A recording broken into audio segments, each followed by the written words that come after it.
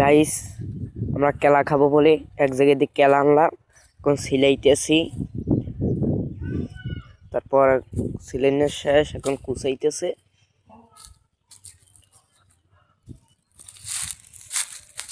কুচাইনাও প্রায় শেষ।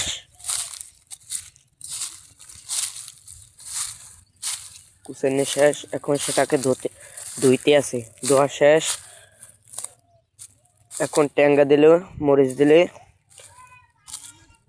তারপর পেঁয়াজ কুচাইয়ে দিলে, লবণ দিল, তেল দিল। এখন ওটা মাখলো ভালো করে, মাইকে টেস্ট করতে আছে। বানানো শেষ আর আমরা সবাই খাইতে আছি। খুব মজা হয়েছে বুঝলেন গাইস। এবিল ভর্তার ভিডিও যদি আরও লাগে আমার আইডিটা সাবস্ক্রাইব করে দিন।